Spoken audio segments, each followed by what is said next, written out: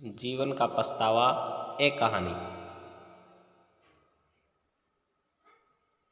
वह दूर से चला हुआ आ रहा था। दूर होने पर दिखाई नहीं दे रहा था। जब वह सामने आया तो उसका चेहरा दिखाई दिया था। अब समझ आया था कि वो हमारे घर के सामने वाले घर में रहता था।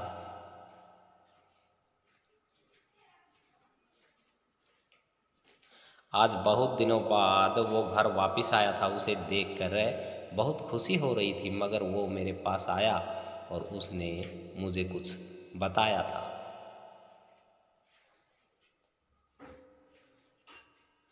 आज वो घर तो आ गया था, लेकिन उसने बाहर ही शादी कर ली थी।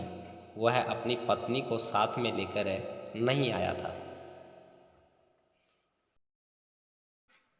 उसने बताया कि उसने बिना बताए ही शादी कर ली है। आज वह अपने घर पर इस बात को बताने आया है, लेकिन वह यह भी जानता है कि उसके इस काम से घर पर सभी लोग परेशान हो सकते हैं।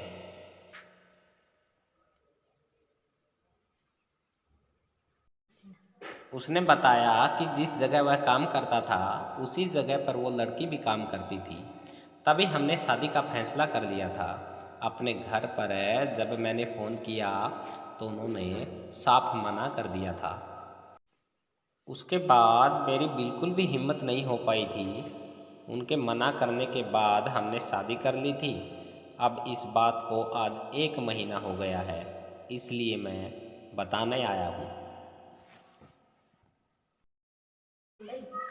जब उसने पूछा कि अब वो मान जाएंगे तुम्हारी बात को, उनसे कहा कि मुझे पता नहीं है, इसमें मेरी गलती है। हो सकता है कि वो माफ़ न करे, लेकिन हम कोशिश तो कर सकते हैं।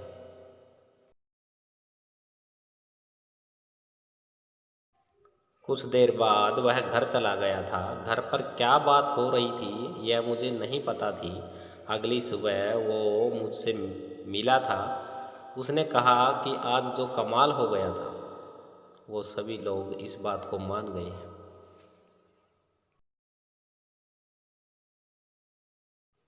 उसने बताया कि उसने घर पर सभी को समझाया था और कुछ देर बाद वो लोग मान गए। कल शहर जाकर अपनी पत्नी को वापस ले आऊँगा। उसे विश्वास नहीं था कि ऐसा हो जाएगा, लेकिन हमें इस बात को याद रखना होगा कि ऐसा हर बार नहीं होता है। इसलिए ज़िंदगी में सोचकर ही कोई फैसला करें, नहीं तो जीवन भर पछताना पड़ता है।